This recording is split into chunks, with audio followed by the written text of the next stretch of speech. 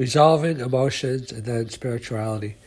If you desire to have a more spiritual life, then you have to let your emotional life calm down a little bit. So the things that you tell yourself, your thoughts lead to your feelings. So if you tell yourself you're deficient, then you'll always be, saying that over and over again to yourself in the subconscious and the unconscious, and then you'll have feelings of like worthlessness, shame, anger, as compensation and reflection. So that'll drown out your spirituality. Like they say, spirituality is like the still soft voice. So it's kind of like the muddy waters. When you throw a rock into a pond, you have ripples, and when you step into the pond, it muddies the waters if there's dirt underneath.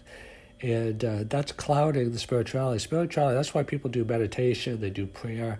It's kind of a way of stilling the mind, but it only stills the mind temporarily, meditation and prayer, unless you really address and accept the different parts of yourself. That's why they say, loving charity starts at home, and loving another person, and also loving God and being open to God or the universe or spirituality, however you think of it, really is kind of like a cessation, a negation, or at least a lessening of this inner turmoil wars that we have with ourselves. So it's not a matter of fighting yourself, because fighting yourself just makes it worse. Like, oh, I'm so emotional. Oh, I'm so, tied up into these things. No, that just is reinforcing division.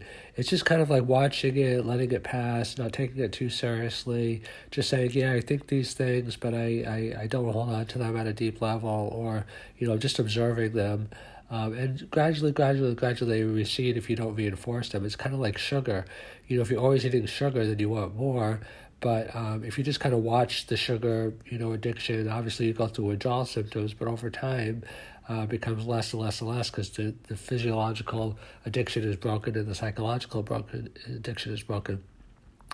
We're addicted to emotional turmoil, and that is preventing us from experiencing our spirituality, because our spirituality is like in the background and the emotions are in the foreground.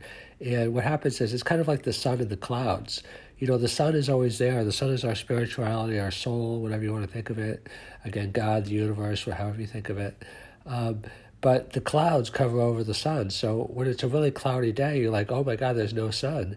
So when there's a lot of emotion and emotional baggage, then it's like, oh my God, there's no spirituality. I don't feel the peace. I don't feel the joy. Spirituality is really known by the fruits of the Spirit, which include like peace, love, joy. I don't know the complete list of the fruits of the Spirit, but if you experience those things, then you're experiencing the sun, you're experiencing the warmth.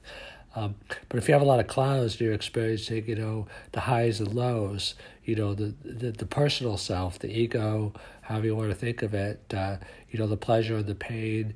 Spirituality is just kind of like the depth of understanding, the peace, the joy.